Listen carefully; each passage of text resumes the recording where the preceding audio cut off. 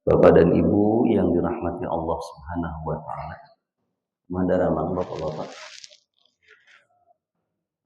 Kata bisa salah leger ya Bapak-bapak. Ibu-ibu mandaramang ibu-ibu. Punten pisan abdi tadi netepan subuhna. Buat kloter terakhir. Kita kulam rada kawengian nyerangan si bungsu rada sesah bobo. Jadi marende jenis marende ibu nak marende si bungsu. Hari gugah teh pas kuping azan. Masih abdi teh itu kumaha. Jadi ada ngapung tadi tengah ke motor teh. Alhamdulillah aya ari dugi tos rengse na tepanana. Hapunten pisan ka jamaah sadaya. Alhamdulillah pada subuh ini dengan izin Allah kita dipertemukan kembali oleh Allah Subhanahu wa taala dalam majelis kajian di hari subuh. Mudah-mudahan langkah kaki kita dari tempat kita masing-masing hadir di majelis yang insya Allah sangat dicintai oleh Allah dan Rasulullah Sallallahu Alaihi Wasallam, menjadikan amal saleh untuk kita sekalian. Bapak dan Ibu, saya tadi mengutip satu firman Allah Subhanahu wa taala. Aya nu uninga aya dina surat naon tadi nu diasbab. Wa minan nasi may yashri nafsahu ibtigha'a mardatillah wallahu raufum bil ibad. Surat apa itu, Bu? Bapak?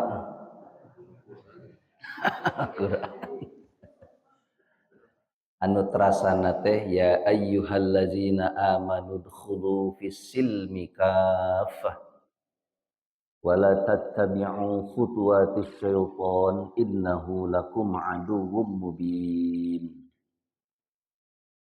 Surat Al-Baqarah ayat hanya kal teh door price-nya. Surat Al-Baqarah ayat 207. Al-Baqarah 207. Apa terjemahan dari ayat tersebut? Wa minan nas, dan sebahagian dari manusia. Kalimat min dalam Al-Quran itu memiliki dua makna. Satu lil bayan, yang kedua lit tab'id. Jadi ketika Bapak dan Ibu membaca Al-Quran ada kalimat min, maka apakah min di situ maknanya lil bayan atau lit tab'id? Kalau lil bayan menunjukkan atau menjelaskan sesuatu. Kalau lit tab'id menunjukkan sebagian. Nah, adapun pada kata di kalimat atau di kalimat min pada ayat surat Al-Baqarah 207 itu adalah min di sana maknanya sebahagian. Dan ada sebahagian dari manusia, wa minan nas may yashri, orang-orang yang mengorbankan, may yashri mengorbankan nafsahu, jiwanya, dirinya, ibtigha'a mardatillah, untuk mendapatkan keriduan Allah Subhanahu wa taala. Jadi ada sebagian manusia,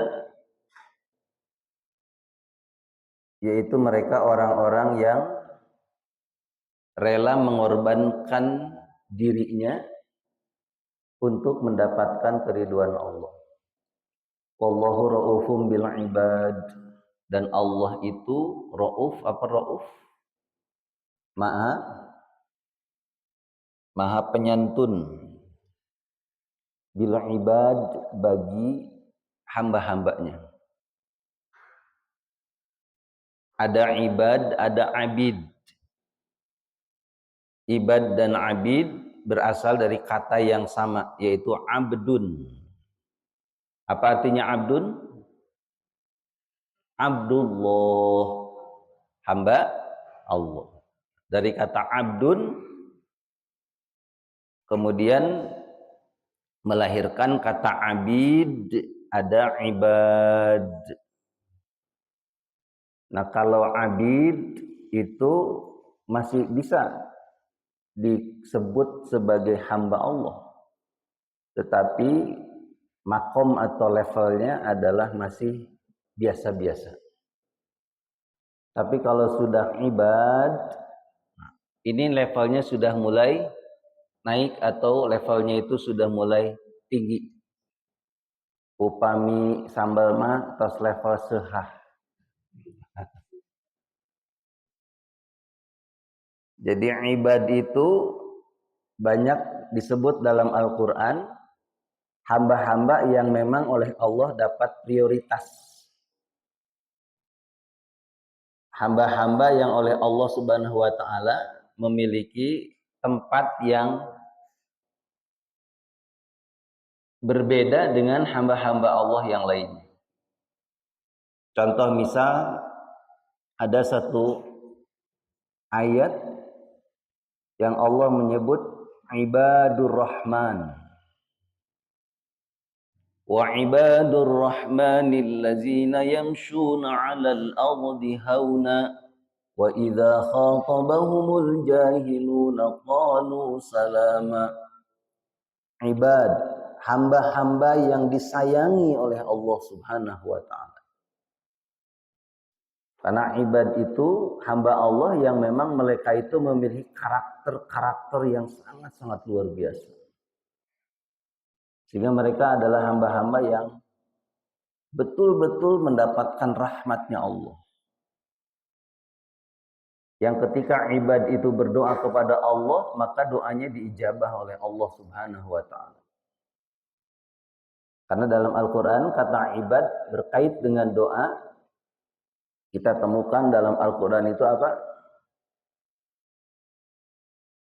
Di surat Al-Baqarah lagi, ayat ke-286. Ada ayat Al-Quran yang mana Allah mengatakan apa, Bu? Ada kata ibad. Kalau bulan Ramadan ayat ini akrab dengan kita. Nah, wa idza sa'alaka ibadi, wa idza sa'alaka ibadi, dan apabila bertanya ibadi, hamba-hambaku, anni, tentang aku, fa inni qarib, maka sesungguhnya aku sangat dekat. Lalu apa selanjutnya? Fa inni qarib ujibu da'watad da'i idza da'ani. Ujibu da'watad da'i. Aku akan menjawab, aku akan mengijabah ad-da'wah, doa-doa yang doa itu dipanjatkan kepadaku. Ujibu da'watad da'i idza da'ani. Yang doa-doa itu dipanjatkan kepadaku, maka kata Allah tadi apa? Akan aku jawab. Jadi ketika si hamba-hamba, si ibad itu bermohon kepada Allah, maka Allah akan menjawab doa-doanya. Jadi ini bisa menjadi sebuah cara muhasabah kita, kenapa doa kita kok tidak tokcer? Nah, salah satu ketokceran doa kita adalah boleh jadi level kita baru abid, belum ibad. Karena kalau ibad, kata Allah, diberikan satu penegasan bahwa ketika mereka ibad-ibad Allah itu bertanya kepada engkau tentang aku, maka sesungguhnya aku, kata Allah, sangat dekat. Yang ketika mereka memohon, meminta, berdoa kepada Allah, maka Allah pasti akan mengijabah doa-doa mereka. Wa idza sa'alaka ibadi anni fa inni qarib. Walaupun di ujung ayat itu ada syarat. Kalau ingin doanya dijawab atau diijabah oleh Allah harus falyastajibuli. Maka juga harus menjawab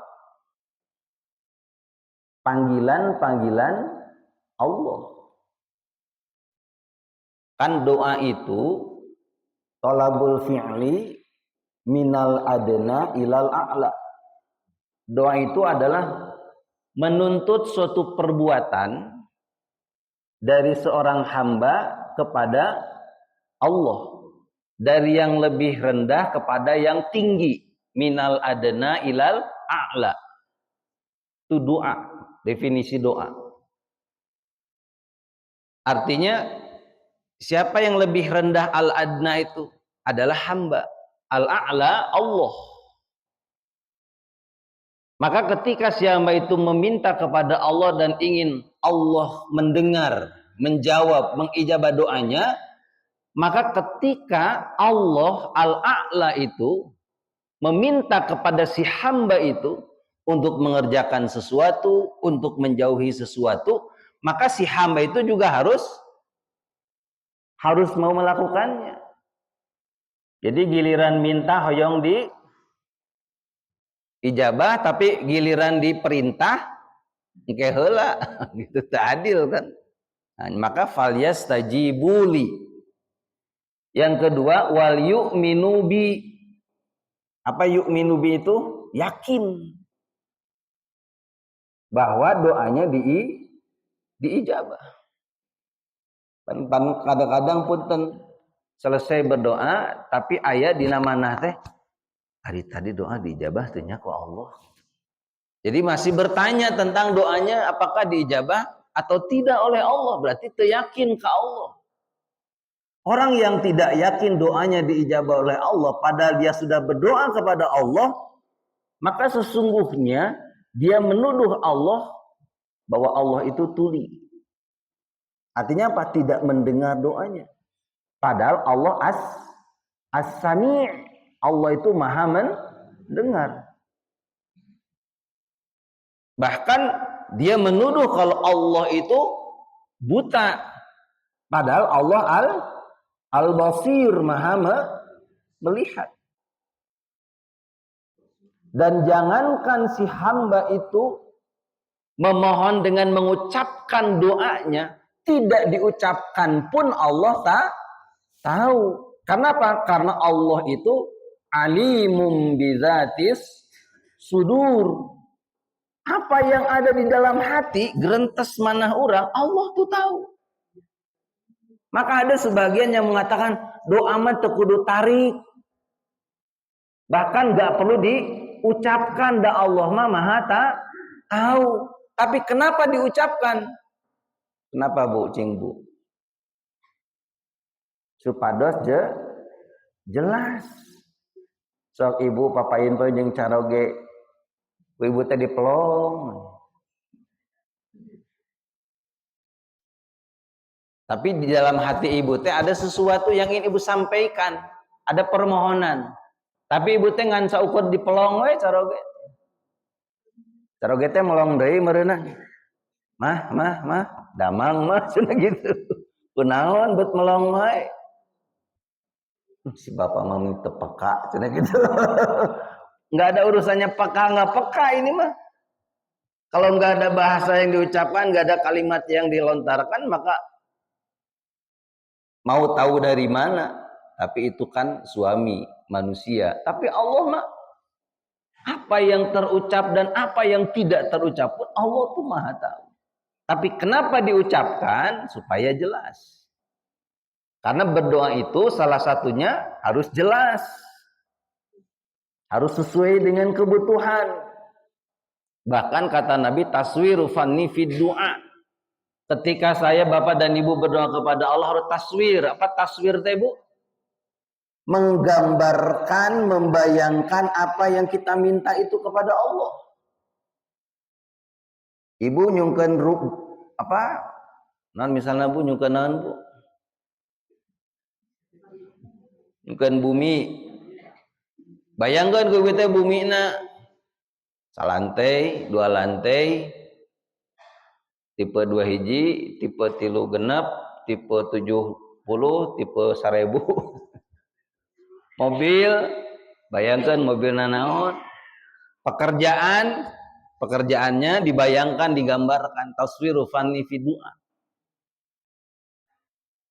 Nah, artinya bahwa doa itu akan lebih baik ketika dia diucapkan. Walaupun ketika tidak diucapkan, doa itu Allah tahu. Nah, jadi Bapak dan Ibu, kembali kepada ayat wa minan nas may yashri nafsahu bitigha'a mardatillah wallahu raufum bil ibad. Sedikit saya ingin sampaikan terkait dengan ibad yang berasal dari kata abdun, melahirkan ibad, melahirkan abid. Nah, sedangkan ibad adalah hambanya Allah, memang sudah punya level yang tinggi, makom. Tapi kalau abid, nah masih standar-standar saja. Insya Allah kita adalah orang-orang yang ingin naik makom dari abdun menjadi abid, tapi naik menjadi ibad. Karena kita akan dapat prioritas-prioritas dari Allah Subhanahu wa taala. Baik, mayashri nafsahu bitigha'a mardatillah. Mengorbankan apa yang ada dalam diri untuk mendapatkan keriduan Allah Subhanahu wa taala. Mengorbankan apa yang ada dalam diri. Dan ini sesungguhnya adalah satu hal yang kita sebagai orang yang beriman kepada Allah harus melakukannya. Kerelaan kita untuk mengorbankan sesuatu untuk Allah Subhanahu wa taala, ini satu hal yang harus semua kita lakukan.